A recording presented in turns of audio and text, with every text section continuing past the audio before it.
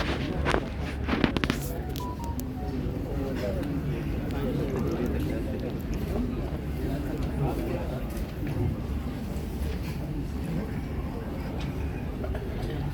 afternoon to all of you, all the participants.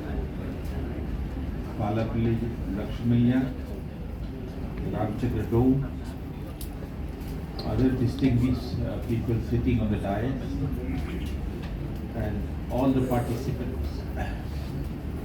I have been told that altogether there are 24 states which are participating. There are 318 delegates are here to participate. 85 associations, and of the total participants, about 31 are women delegates. This is a very important participation in this National Dalit Summit at Hyderabad. Let me begin with a profound thanks to the organizer to invite me here and to be a part of your deliberation and discussion. I hope I will be able to contribute something. I was told by Lakshmaya and Malapalli that this conference is basically will focus on or focuses on 2-3 aspects. One is that the ultimate agenda is what should be the agenda and the issues that should form or constitute the 2024 election. When we say issue, we necessarily say that what are the problems which still persist as far as the Dalits are concerned. To be able to do that, I think we need to discuss 2-3 things. One is that what is the progress that Dalit have made so far? अब तक कितनी तरक्की हुई है दलितों? Secondly, if they lag behind as compared to others, what are the reasons? यदि उनकी तरक्की जितनी होनी चाहिए थी उतनी हुई नहीं, अभी वो और के तुलना में पीछे है, उसके कारण क्या है? And the third issue is then what are the policies? What policies we should suggest? Revised policies we should suggest for their economic, social, and political empowerment. We should form the agenda. We should form the task for the 2024 election. So these are the 3 issues that I would like to discuss with you at the all India level. Now, you know that the problem of former untouchable or in government language the scheduled caste or the Dalit is very difficult problem, and it is different from the other poor. Their problem of poverty is similar to that of others, but their problem is also different because they are being treated as untouchable, they are being treated as low caste.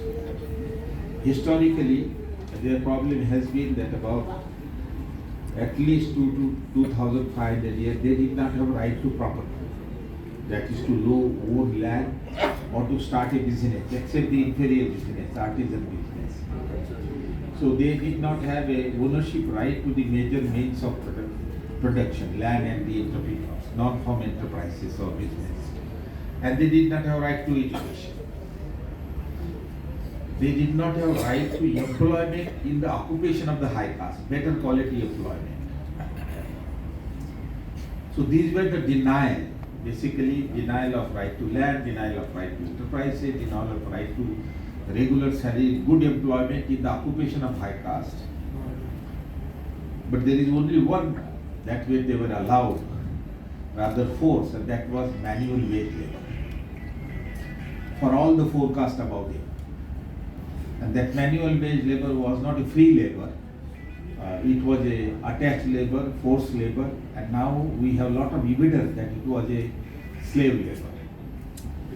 There is a book by Sanal Mohan from Kerala, who has for the first time brought out that untouchables were a slave labor and very pathetic and very bad life. And then during the British period there was also a law commission which banned slavery in 1843. But the law commission went all over India, and this commission also took the same position that the untouchable were slave labor. Now there is a difference between slave and free labor. Slave labor means you are a property of the owner and anything can be done. Very worse kind of behavior they present. I do not want to go into that, but that is the background. Now one thing that we must understand, यह हमें समझ लेना चाहिए, that untouchability began somewhere around 400 AD in Manusmriti, and later. And untouchability was literally banned in 1950. So you can see that about 2,500 years, the untouchability was in practice, and the untouchable did not have right to property, right to enterprises, right to education and employment. And of course, they did not have civil rights. The normal civil rights, access to wealth, access to road, access to religious participation, so they did not have civil rights. The important point that you should remember is that right from AD 400 to 1950, they did not have this right. So during the ancient period, during the medieval period, and during the British period also, the first British law was passed in 1772 by East India Company. And if you read the law, first law passed by the East India Company, that law says that as far as the Hindus are concerned, their rights, economic right and social right will be according to the caste. And for Muslim it will be according to the Quran. So you can see that during the British period also there was no relaxation, there were no rights. There was marginal relaxation.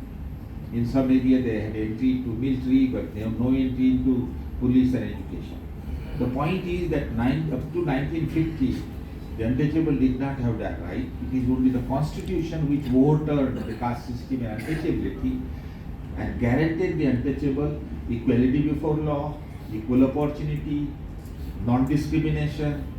Untouchability was banned in the constitution, and then of course there will follow Act, Untouchability Offence Act in 1955 and Atrocity Act in 1989. Now, so therefore the situation of untouchable is different from the other poor, and therefore they are the most depressed and oppressed group. Now, we recognize this. The country recognized at the time of Constitution. Dr. Babasaheb Ambedkar started this movement in 1919, and because of his anti-caste movement and because of his political and social movement, several policies were introduced. And those policies which he struggled very hard, political reservation in employment, education empowerment, and other, they were finally incorporated into Indian Constitution. Now, as on today, we have 5 types of policy. Let us talk about the policy a little bit.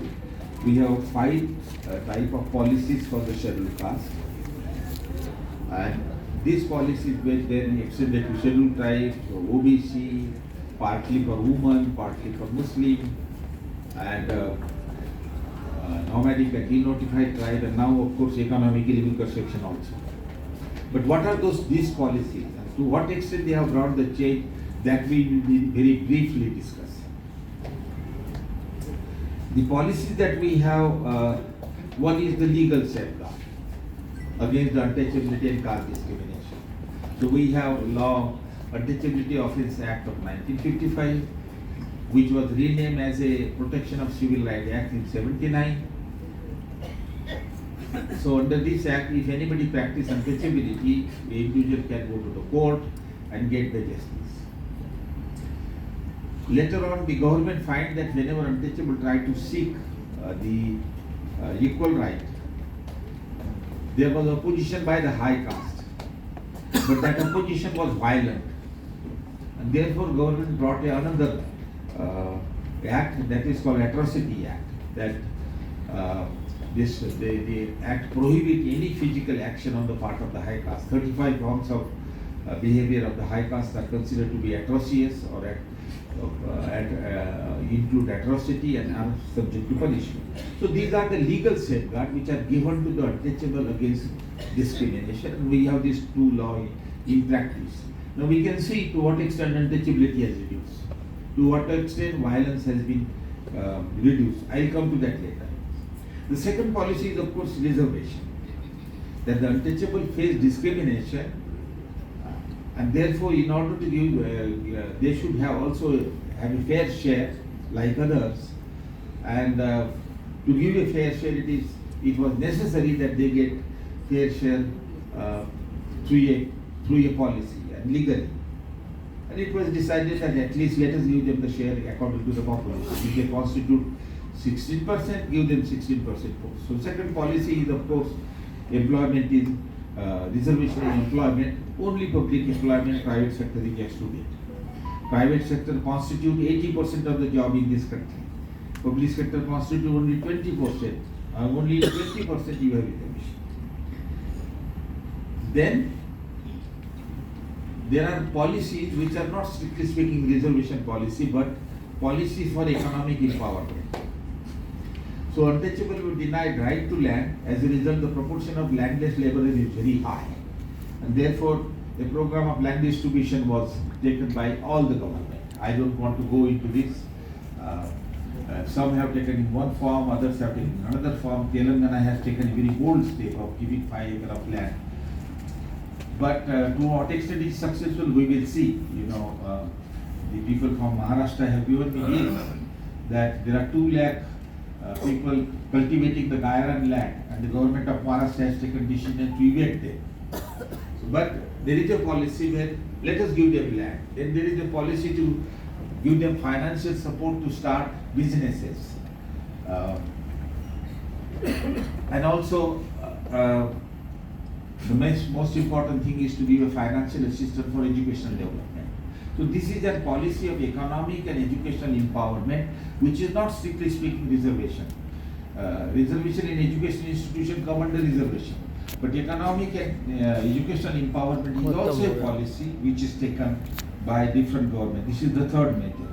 There are 2 more measures that Dr. Ambedkar has suggested, that we have reservation in politics, of course, that comes under reservation, but also we have institutions, ministries of welfare in all the states, in order to give the share to the scheduled class in policy making, because others do not take as much interest as scheduled class will take.